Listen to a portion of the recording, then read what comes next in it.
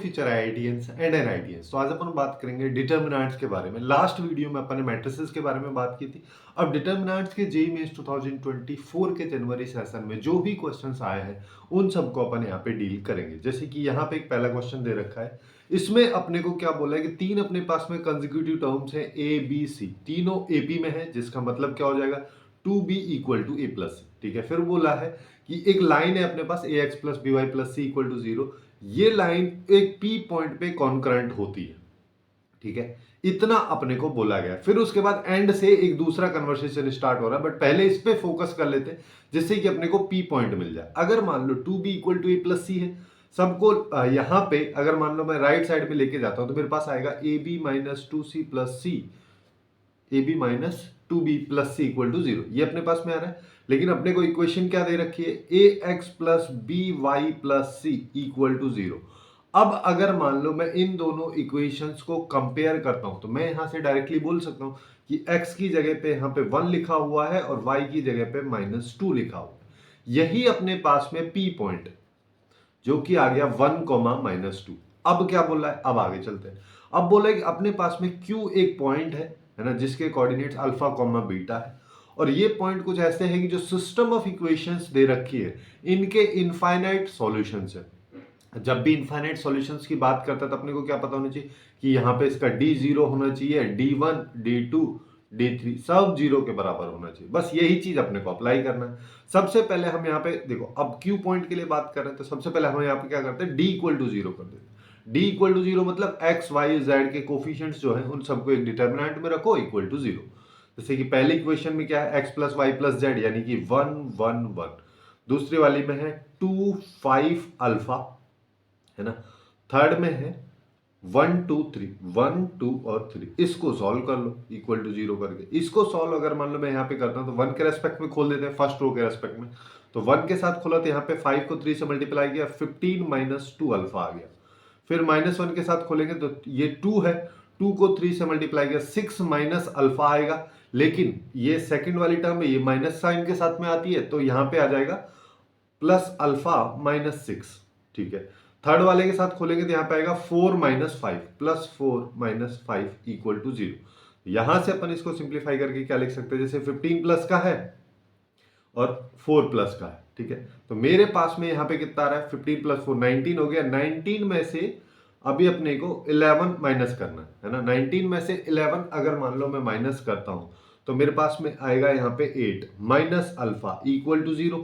तो यहां से अपन क्या बोल सकते हैं कि अल्फा की वैल्यू आ गई 8।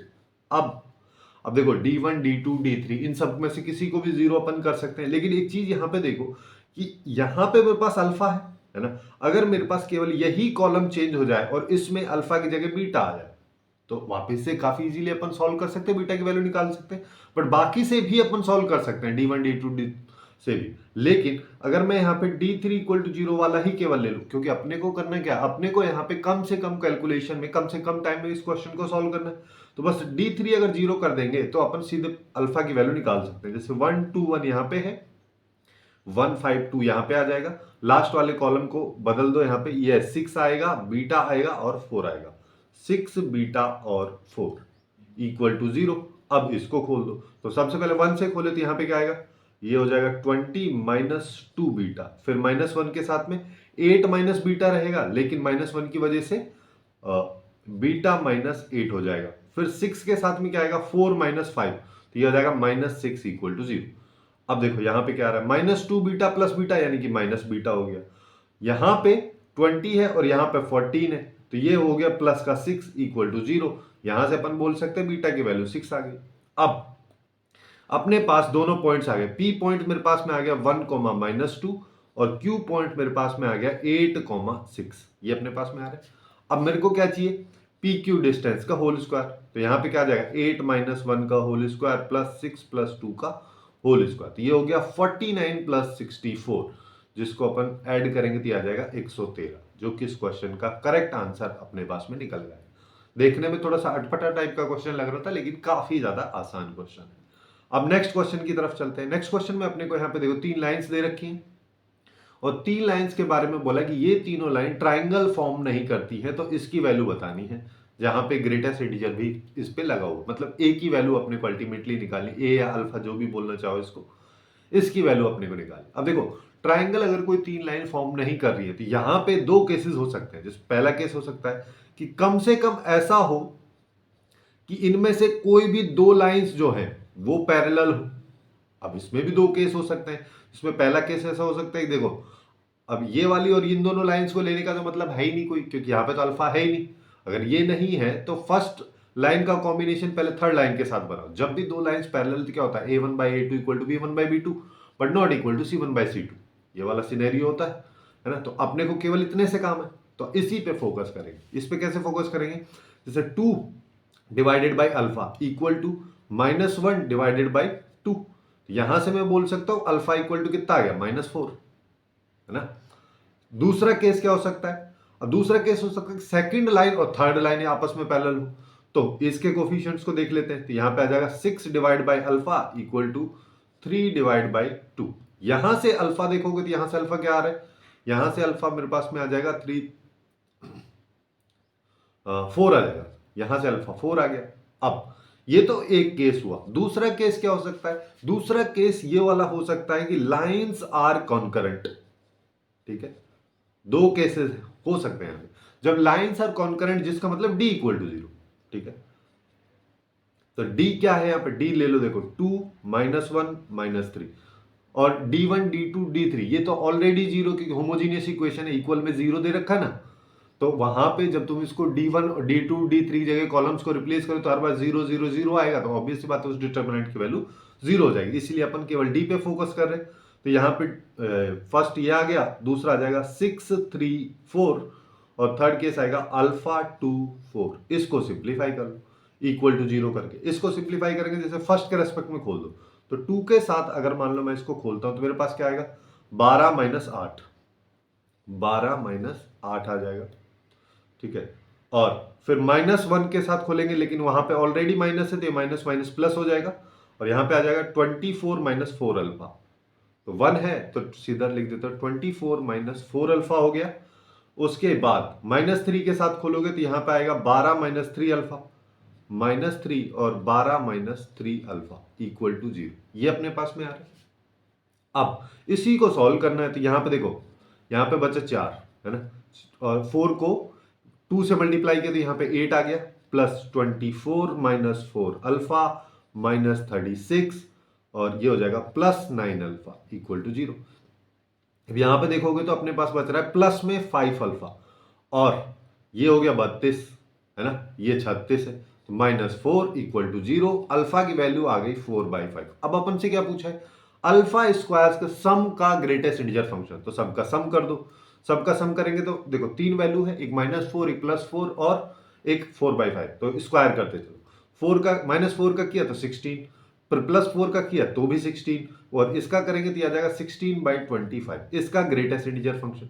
अब चाहो तो सबको ऐड करके तब जाके ग्रेटेस्ट इंटीजर फंक्शन निकाल सकते हो, बट ग्रेटेस्ट इंटीजर फंक्शन की एक प्रॉपर्टी आपको याद होगी, जब इंटीजर वहां पे होता है तो इंटीजर को अपन बाहर ले लेते हैं। तो 32 बाहर आ गया, प्लस में 62 डिवाइड बाई 25, ये ऑब्वियस सी बात है 0 पॉइंट समथिंग है, 0 पॉइंट समथिंग का ग्रेटेस्ट इंटीजर फंक्शन की वैल्यू 0 हो जाएगी, तो 32 + 0 मतलब कि 32, खत्म। इसका आंसर यहाँ पे 32 अपने पास में निकल के आ जाएगा। अब नेक्स्ट क्वेश्चन की तरफ चलते हैं। नेक्स्ट क्वेश्चन में देखो अपने को क्या दे रखा है, यहां पे बोला ए अपने पास में डिटर्मिनेंट है, तो अल्फा के बारे में बताने कि वो किस इंटरवल में लाई करता है। अब एक तो तरीका है कि अपन डायरेक्ट इसको सॉल्व कर ले, डायरेक्ट खोल लो इसको, लेकिन एक तरीका है कि यहाँ पे थोड़ा सा एलिमेंट्री प्रोसेस अपन लगा सकते हैं। जैसे मैं अगर मान लो C2 में लगा दूं, देखो इसमें से अगर इसको माइनस कर दूंगा 3/2 निकल जाएगा, तो C2 - C3 अगर मैं कर देता हूं तो फर्स्ट वाली रो तो बिल्कुल कॉलम तो सेम रहेगा, सेकंड वाले में यहां पे आ जाएगा -अल्फा और यहां पे भी आ जाएगा -अल्फा। यहां पे देखोगे तो ये आएगा 3 अल्फा + 1 और ये अल्फा + 3/2 अल्फा + 1/3 और 0, ये अपने पास में आ रहा है। इसमें एक और बार और चेंज कर देते हैं, एक बार और कैसे कि अगर मान लो इन दोनों रो में चेंज कर देता हूं मैं, जैसे कि R1 में से R2 को मैं माइनस कर देता हूं, तो मेरे पास क्या बचेगा, इधर 0 आ जाएगा, इधर 1 और इसमें तो कोई चेंज ही नहीं होगा। यहां पे 0 आ जाएगा, यहां पे -अल्फा, इसमें भी कोई चेंज नहीं होगा। यह आ जाएगा 3 अल्फा + 1। यहां पे देखोगे तो यहाँ पे अपने पास alpha plus 3/2 minus alpha minus 1/3, मतलब अल्फा से अल्फा कैंसिल, मेरे को ये सिंप्लीफाई करना है। इसको सिंप्लीफाई करोगे तो 6 एलसीएम ले लो, तो यहाँ पे आ जाएगा 9 माइनस 2 यानी कि 7/6 आ रहा है। तो यहाँ पे आएगा 7/6, यहाँ पे अल्फा प्लस 1/3 और इधर 0। अब बहुत आसान हो गया, क्योंकि अब फर्स्ट रो के रेस्पेक्ट में अगर मान लो मैं इसको खोलता हूं तो मेरे पास केवल एक ही टर्म बचेगी 7/6। इसके अंदर क्या क्या आ रहा है, इसके अंदर देखो, अब इसको खोलोगे तो ये गया, ये इनको मल्टीप्लाई कर दो, 3 अल्फा प्लस 1, तो यहाँ पे आया 3 अल्फा प्लस 1, और इन दोनों को मल्टीप्लाई करेंगे तो माइनस आता है, लेकिन यहाँ पे ऑलरेडी माइनस है तो इसको प्लस कर देते हैं, तो सीधा यहाँ पे आ जाएगा अल्फा इंटू 2 अल्फा प्लस 3, इसको प्लस कर दो और ये इक्वल टू 0, तो 7/6 को उधर निपटा दो। तो अपने पास क्या आ रहा है, यहाँ पे आ रहा है 2 alpha square plus 6 alpha plus 1 equal to 0। ये मेरे पास क्वाड्रेटिक आ रही है। अब इसके डायरेक्ट फैक्टर्स पॉसिबल नहीं है, तो सीधा सीधा अल्फा की वैल्यू निकाल लेते हैं। अल्फा क्या हो जाएगा, minus B plus minus root of B square यानी कि 36, माइनस मेरे पास में यहाँ पे क्या आ जाएगा, यहाँ पे आ जाएगा 48 आ जाएगा, है ना, डिवाइडेड बाई अपने पास में 4 आ गया। अब इसको और थोड़ा सा सिंप्लीफाई कर लो, यहाँ पे देखोगे तो 28 बच रहा है रूट के अंदर, जिसको अपन लिख सकते हैं 4 इंटू 7, 4 को रूट के बाहर लोगे तो यहाँ पे 2√7 आ जाएगा, डिवाइडेड बाई 4। इसको अपन क्या लिख सकते हैं, यहाँ पे अपने पास आ रहा है -3, 2 से ऊपर नीचे डिवाइड कर दे रहा हूँ, प्लस माइनस √7 डिवाइड बाई 2। यहाँ से दो वैल्यूज है, एक है -3 माइनस √7 डिवाइड बाई 2, एक है -3 प्लस, अरे ये √3 नहीं है, ठीक है, ये है -3 प्लस √7 डिवाइड बाई 2। अब देखो √7 की अगर अपन बात करेंगे तो ये कितना आएगा, 2.5 समथिंग, तो है ना, और तो ऊपर अगर मैं यहाँ पे इसके बारे में बात करूंगा तो ये आएगा 5.5 समथिंग, जो भी माइनस में है। इसको 2 से डिवाइड करोगे तो -2.7 ऐसे कुछ आएगा, ठीक है, जिसका मतलब क्या हो रहा है कि ये -2 से तो बड़ी है, सॉरी -2 से और छोटी वैल्यू है, तो ये -3 तक जा रही है ना। यहाँ पे ये वाला सीन आना चाहिए, क्योंकि और किसी ऑप्शन में नहीं हो रहा। दूसरा यहाँ पे देख लो, इस वैल्यू को देखोगे तो ये क्या है, यहां पे अगर इसको देख रहे हैं तो ये 2.5 के पास में है √7, उसमें से माइनस कर रहे हैं अपन 3 को, तो ये है -0 point something, -0 point something divide by 2, तो -0 पॉइंट समथिंग ही आएगा। तो ये इसी रेंज में अपने पास आ जाएगा, और इसका करेक्ट आंसर जो है वो बी निकल के आ जाएगा। एग्जैक्ट वैल्यू निकालने की भी अपने को जरूरत नहीं है, एक रफ फिगर की हेल्प से भी अपन इस टाइप के क्वेश्चंस को काफी इजीली सॉल्व कर सकते हैं। अब नेक्स्ट क्वेश्चन की तरफ चलते हैं, है ना। नेक्स्ट क्वेश्चन में अपने को यहाँ पे क्या दिया हुआ है, नेक्स्ट क्वेश्चन में अपने को f(x) एक फंक्शन दे रखा है डिटर्मिनेंट के फॉर्म में, और फिर इसकी वैल्यू पूछा है। अब देखो इसकी वैल्यू निकालने के भी कई सारे तरीके हैं।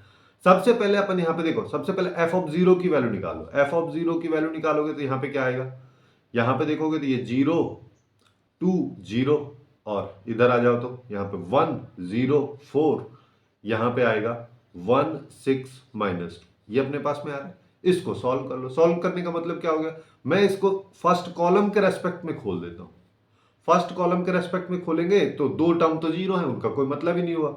और अपने को क्या पता है डिटर्मिनेंट में ये वाली टर्म, ये वाली टर्म, ये वाली टर्म, इस टर्म के रेस्पेक्ट में खोलता है तो माइनस साइन आता है, जिसका मतलब अगर मैं 2 के रेस्पेक्ट में खोला तो -2 यहाँ पे आएगा।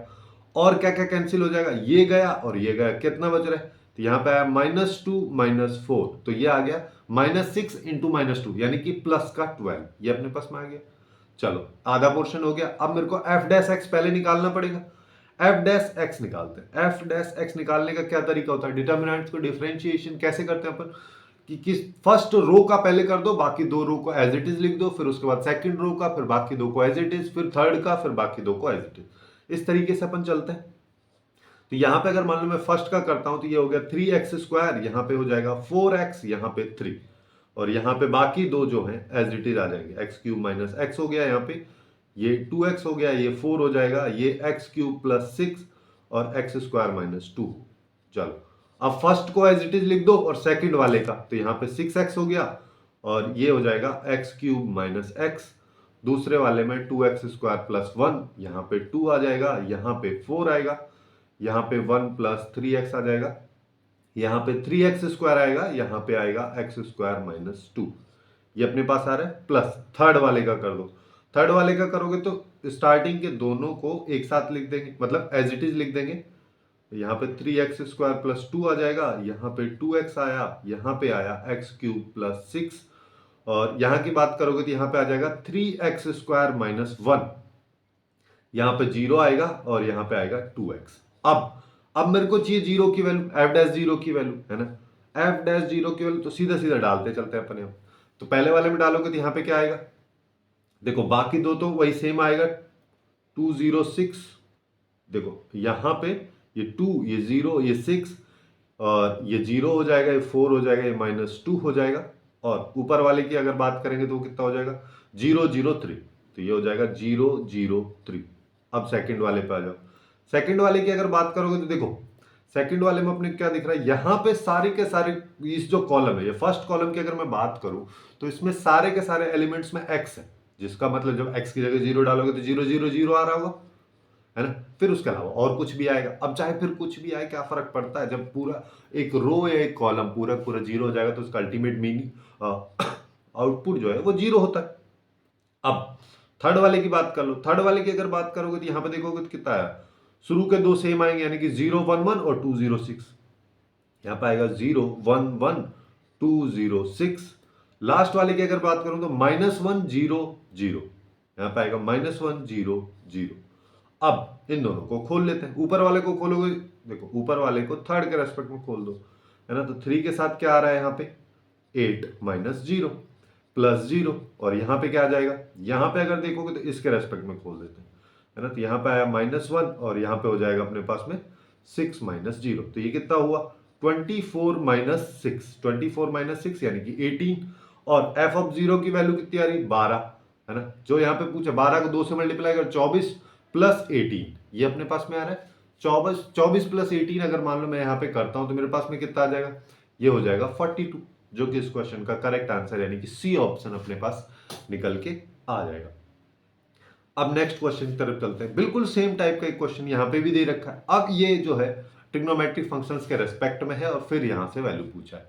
अब वैसे अगर मान लो इसको सॉल्व करोगे डायरेक्ट खोल खोल के एक रो को डिफरेंशिएट कर करके तो बहुत ज्यादा लेंथी हो जाएगा। उसकी बजाय हम यहाँ पे क्या कर सकते हैं, पहले इसको सिंप्लीफाई करने की कोशिश कर लेते हैं। अब इसको सिंप्लीफाई देखो कैसे किया जा सकता है। क्या आपको नोटिस करना है, ये वाली टर्म ये टर्म ये टर्म सब में सेम है ना। यहाँ पे ये टर्म सब में सेम है, यहाँ पे ये टर्म सब में सेम। तो हम यहाँ पे क्या कर सकते हैं कि मैं यहाँ पे ऐसा कर सकता हूँ कि पहले R3 में से, है ना, R3 - R1 कर दूं और फिर R2 में से R1 कर, दोनों को एक साथ लगा देते हैं। तो जिसका मतलब R2 और R3 में चेंज हो रहा है और R1 में कोई चेंज नहीं हो रहा, तो उसको एज इट इज लिख दो। 2 sin की पावर 4x हो गया, 3 प्लस साइन स्क्वायर 2x, ये अपने पास में आ गया। अब सेकंड में हो रहा है क्या, R2 - R1 कर देना, तो 2 cos की पावर 4x, ये कैंसिल हो जाएगा, तो यहाँ पे बचेगा 3, यहाँ पे बचेगा 0, यहाँ पे कितना बचेगा -3, यहाँ पे आ जाओ, इसको करेंगे तो ये 0 हो गया, और यहाँ पे बचेगा 3 और यहाँ पे बचेगा -3, ये अपने पास में आ रहा है। अब इसको सिंप्लीफाई कर लो, और चाहो तो इसको और आगे भी सॉल्व कर सकते हो, बट इतने में ही सिंप्लीफाई करोगे तो भी अपना काम बन जाएगा। जैसे लास्ट रो के रेस्पेक्ट में अगर मान लो मैं इसको खोल देता हूँ, इसके रेस्पेक्ट में हम यहाँ पे बात, 0 वाले टर्म का कोई मीनिंग नहीं है, -3 के साथ खोल दो। -3 के साथ अगर मान लो अपन इसको खोलते हैं तो मेरे पास में आएगा 6 cos की पावर 4x, है ना, जो कि माइनस में आएगा यहाँ पे, और ये हो जाएगा 0 प्लस, अब ये प्लस की जगह इधर भी माइनस आएगा क्योंकि ये वाली टर्म माइनस में है। अब इसको खोलोगे तो यहाँ पे क्या आएगा, यहाँ पे 0 हो जाएगा क्योंकि ये दोनों 0 हो जाएगा ना, -6 साइन की पावर 4x। तो मेरे पास क्या आ रहा है, इन दोनों को मल्टीप्लाई करो तो 18 cos की पावर 4x और 18 प्लस साइन की पावर 4x, दोनों को 18 कॉमन ले ली, ये आ गया। अब इसका फायदा क्या है, देखो अब जब भी मैं f डैश x करूंगा तो एक बार तो पावर का डिफरेंशिएशन होगा। देखो cos स्क्वायर x जो है, इसी को अगर मान लो मैं रेफरेंस के लिए लेता हूं तो कैसे होता है, सबसे पहले पावर का यानी कि 2 cos x हो गया, फिर sin x आएगा क्योंकि cos थीटा का डिफरेंशिएशन sin थीटा होता है। सिमिलरली साइन के लिए भी होगा, जिसका मतलब हर बार cos theta into sine theta लिखा हुआ मिलेगा। अब जब x इक्वल टू 0 डालोगे तो साइन 0 तो 0 होता है, तो अल्टीमेटली ये आउटपुट अपने को 0 ही मिलेगा। अब 0 को चाहे 18 से मल्टीप्लाई करो या फिर 1/5 से करो बाद में, तो क्या ही फर्क पड़ना है, कुछ नहीं पड़ेगा यहाँ पे। सीधा सीधा अपने पास आउटपुट जो है वो 0 ही निकल के आए। इतना अपने को यहाँ पे इसमें देखना था, तो काफी इजीली ये सॉल्व हो जाता। अब नेक्स्ट क्वेश्चन की बात करते हैं। यहां पे अपने को सिस्टम ऑफ इक्वेशंस दे रखा है, system of linear equations. 3 equation अपने को दे रखे हैं जहां पे लैम्बडा और म्यू की वैल्यू अपने को नहीं पता है। इनमें से अपने को इनकरेक्ट ऑप्शन देखना है 4 में से। अब इसके लिए देखो यहाँ पे यूनिक सॉल्यूशन है। यूनिक सॉल्यूशन का मतलब क्या होता है? यूनिक सॉल्यूशन मतलब d is not equal to 0, है ना। इनफाइनाइट सॉल्यूशन मतलब d, d1, d2, d3 सब इक्वल टू 0। इनकंसिस्टेंट का मतलब एटलीस्ट एक वैल्यू d1, d2 और d3 में से एटलीस्ट एक वैल्यू जो है वो 0 नहीं होनी चाहिए। और कंसिस्टेंट का मतलब d is not equal to 0। ये केसेस अपने को देखने, तो सबसे पहले डी पे बात कर लेते हैं। डी निकाल लो, तो यहां पे आया 1 1 1। अगले वाले में क्या आ जाएगा? 1 2 2 लैम्बडा। उसके अगले वाले में 1 3 4 लैम्बडा स्क्वायर। ये अपने पास में आ रहा है, इसको सॉल्व कर लो। फर्स्ट रो के रेस्पेक्ट में खोल लेता हूं। 1 के रेस्पेक्ट में खोला तो यहां पे आया 8 लैम्बडा स्क्वायर माइनस 6 लैम्बडा। और बीच वाले के साथ -1 आएगा तो यहां पे आएगा 4 लैम्बडा स्क्वायर जो कि माइनस में हो जाएगा, और -2 लैम्बडा ये प्लस में अपने पास में हो जाएगा। अब लास्ट वाले के साथ खोलोगे तो यहाँ पे क्या है? 3 - 2 प्लस 3 -2। तो इसको सॉल्व करेंगे तो ये कितना है? यहाँ पे आ रहा है 4 लैम्बडा स्क्वायर, और अपने पास में यहाँ पे आ जाएगा -4 लैम्बडा प्लस 1। ये एक्चुअली में 2 लैम्बडा -1 का होल स्क्वायर ही तो लिखा हुआ है ना। अगर सिस्टम कंसिस्टेंट है जिसका मतलब d is not equal to 0, तो d कब नॉट इक्वल टू 0? ये not equal to 0, that means lambda is not equal to half, है ना। तो ये तो सही है, लेकिन अपने को चाहिए इनकरेक्ट, ठीक है। दूसरा, यूनिक सॉल्यूशन के लिए ये वाला केस ये भी सही है। अभी इतना सही है। म्यू के बारे में भी अभी अपन बात करेंगे। अब म्यू की वैल्यू निकालने के लिए अपन देखो d1 d2 d3 ये सब तो निकाल ही सकते हैं, बट उसके साथ साथ यहां पे d3 की वैल्यू से भी अपन काम कर सकते हैं। d3 की वैल्यू से कैसे काम करोगे? देखो d3 की वैल्यू से फायदा क्या होगा कि शुरू के 2 कॉलम एज इट इज रहने वाले, तो अपने पास क्या आएगा? 1 1 1 1 2 3। लास्ट वाले में क्या आ जाएगा? 1 2 लैम्बडा और 4 लैम्बडा स्क्वायर जो है इसकी जगह आएगा 4 म्यू, फिर उसके बाद 10 म्यू। तो यहां पे आएगा 4 म्यू 10 म्यू और म्यू स्क्वायर प्लस 15। अच्छा, ये म्यू स्क्वायर लिखा हुआ है, ठीक है। यहां पे आएगा mu square plus 15 equal to कुछ नहीं, है ना। अभी तो चेक ही तो करना अपने को, इसको सॉल्व कर लो। सॉल्व करेंगे तो 1 के रेस्पेक्ट में खोल दो। चलो, तो यहां पे आया 2 mu square plus 30 minus 30 mu, ठीक है। फिर -1 के साथ खोलेंगे तो यहां पे क्या आएगा? यहां पे आ जाएगा प्लस म्यू स्क्वायर प्लस 15, है ना। लेकिन यहां पे माइनस आता है तो यह आएगा माइनस म्यू स्क्वायर माइनस 15, और यहां पे आएगा -10 म्यू, लेकिन ये प्लस में 10 म्यू हो जाएगा, ठीक है। लास्ट वाले में 4 म्यू के साथ खोलोगे तो +4 म्यू अपने पास में आ जाएगा। अब इसको देखो तो ये कितना आ रहा है? 2 म्यू स्क्वायर, तो यहां पे आया म्यू स्क्वायर प्लस यहां पे ये और ये दोनों मिलके बन रहा है 14 म्यू, लेकिन 30 म्यू माइनस में है, तो मेरे पास में यहां पे क्या आएगा? -16 म्यू बचेगा, -16 म्यू। और प्लस में कितना? प्लस में देखो 30 प्लस में है, 15 माइनस में, तो +15 मेरे पास बच रहा है। तो ये इसके फैक्टर्स काफी आसान है, म्यू -1 और ये।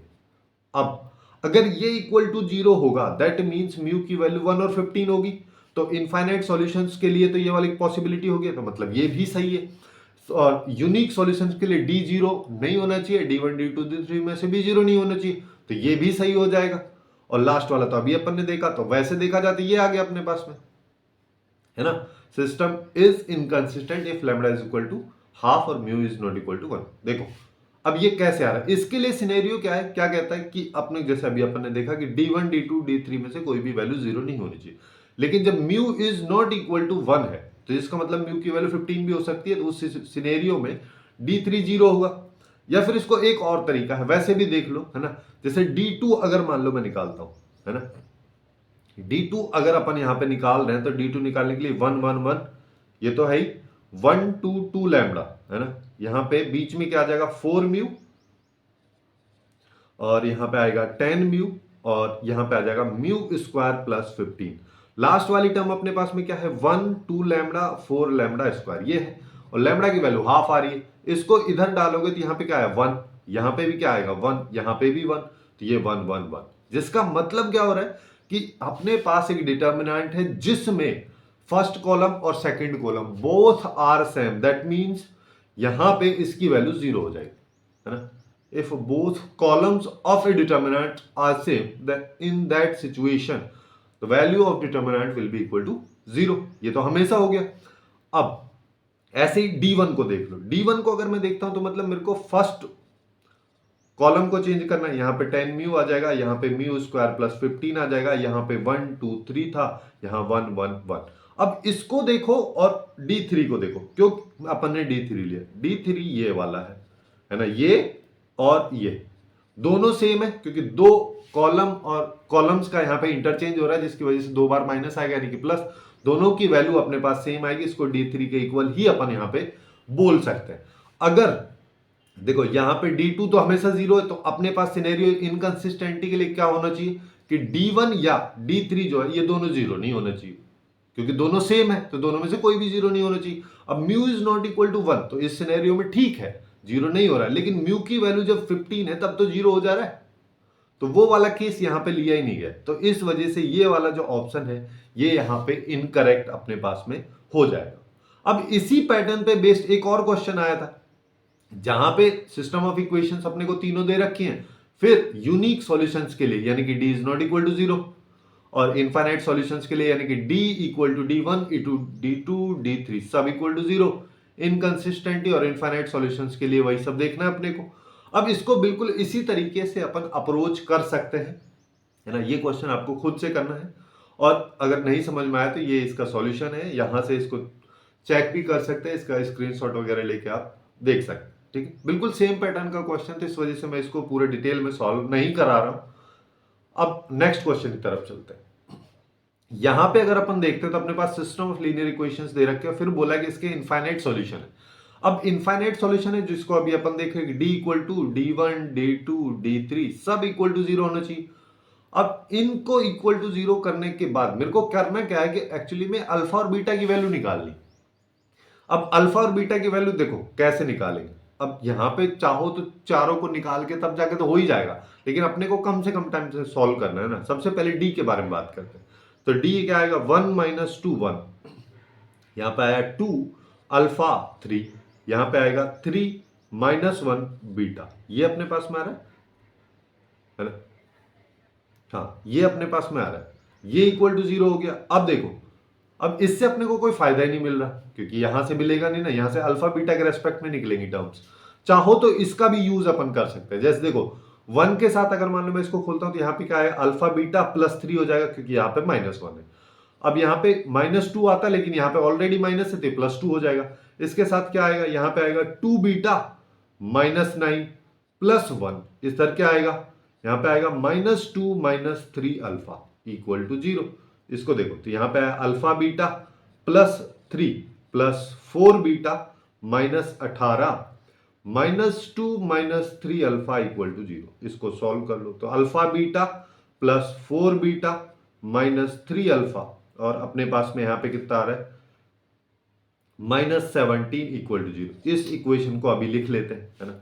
अगर अपन ने इतना कर लिया तो इसी के बेसिस पे चल लेते हैं, है ना। अब d3 इक्वल टू 0 कर दो। d3 इक्वल टू 0 करने का मतलब मेरे पास में क्या होगा, ये लास्ट वाला कॉलम जो है ये हट जाएगा, लास्ट वाला कॉलम हटेगा, उसकी जगह ये वाली वैल्यूज अपन यहाँ पे डायरेक्ट लिख देंगे, जिससे कि अल्फा के रेस्पेक्ट में मेरे पास केवल और केवल एक डिटर्मिनेंट बनेगी। तो उसी को सॉल्व कर लेते हैं। तो यहाँ पे देखो इसका फर्स्ट कॉलम सेम रहने वाला है, यानी कि 1 2 3। इसका सेकेंड कॉलम जो है -2 अल्फा -1 रहेगा। लास्ट वाला कॉलम जो है वो हो जाएगा -4, यहाँ पे आएगा -4 5 और 3, ये इक्वल टू 0। इसको सॉल्व कर लो। इसको सॉल्व करोगे देखो 1 के रेस्पेक्ट में खोला तो यहाँ पे क्या है 3 अल्फा प्लस 5 हो जाएगा, है ना, प्लस 2 आएगा तो यहाँ पे क्या आएगा 6 -15 -4 आएगा तो यहाँ पे क्या आएगा -2 -3 अल्फा इक्वल टू 0। इसको अगर मान लो अपन यहाँ पे सॉल्व करते हैं तो अपने पास में क्या आ रहा है, देखो यहाँ पे 3 अल्फा प्लस 5 और यहाँ पे बच रहा है 9, तो -18 और ये हो जाएगा +8 प्लस 12 अल्फा इक्वल टू 0। तो 12 और 3 15 अल्फा हो गया, और यहाँ पे देखोगे तो यहाँ पे कितना आ रहा है -5 इक्वल टू 0, ये अपने पास में आ रहा है। तो यहां से बोल सकता हूं कि अल्फा की वैल्यू 1/3 है। जब अल्फा की वैल्यू 1/3 है तो बीटा की यहां से निकाल लो। यहां से कैसे निकालोगे, इसमें अल्फा की वैल्यू डाल दो। तो यहां से अपने पास क्या आ रहा है, बीटा बाई 3 है ना, 1/3 है। और प्लस 4 बीटा -1 -17 इक्वल टू 0, तो ये तो 18 हो गया। तो अपने पास बीटा क्या आ रहा है, 1/3 प्लस 4 इक्वल टू 18। इसको सॉल्व कर लो तो 18 इंटू यहाँ पे 3 आ जाएगा और यहाँ पे 13 आ जाएगा। तो ये आया 54/13। ये मेरे पास में बीटा की वैल्यू आ रही। अब मेरे को ये चाहिए 12 अल्फा, तो अल्फा की वैल्यू को 12 से मल्टीप्लाई किया जो कि 1/3 है। तो अपने पास में क्या है, यहाँ पे आएगा 1/3 इंटू 12 यानी कि 4 आ गया, प्लस 13 बीटा, 13 से इसको मल्टीप्लाई कर तो ये 54 आ जाएगा। तो यहाँ पे आया आंसर इसका 58, जो कि इसका करेक्ट आंसर अपने पास में निकल के आ जाएगा। अब बिल्कुल सेम पैटर्न पे एक और क्वेश्चन है, ऐसे कैसे, यहां पे सिस्टम ऑफ लीनियर इक्वेशन दे रखा है, फिर वापस से वही इनफाइनाइट सॉल्यूशंस के बारे में बात की जा रही है। जैसे लास्ट क्वेश्चन में अल्फा बीटा था, यहां पे लैम्बडा और म्यू है। अब इसको भी अपन वैसे ही सॉल्व कर सकते हैं। सबसे पहले डी निकाल लो, डी निकालोगे तो लैम्बडा की वैल्यू आ जाएगी, फिर उसके बाद D1 निकालो। अल्टीमेटली अपने को लैम्बडा और म्यू की वैल्यू निकालनी है, तो किसी भी वैल्यूज को, चाहे D1 D2 D3 किसी भी वैल्यूज को लेके अपन यहाँ पे इक्वल टू 0 करके सीधा लैम्बडा और म्यू की वैल्यू निकाल सकते हैं, फिर अल्टीमेटली जो पूछा है उसको अपन बता सकते हैं। तो कुछ इस तरीके से ही डिटर्मिनेंट के क्वेश्चंस को अपन काफी इजीली सॉल्व कर सकते हैं। इसी तरीके से अपन ने बहुत सारे चैप्टर्स को कवर किया है। उसका प्लेलिस्ट आपको लेफ्ट साइड में दिख रहा होगा, आप लोग जाके वहां से चेकआउट भी कर सकते हैं। सो आज के लिए बस इतना ही। Hopefully you guys find it useful, and if you find it useful then please do like, share and subscribe.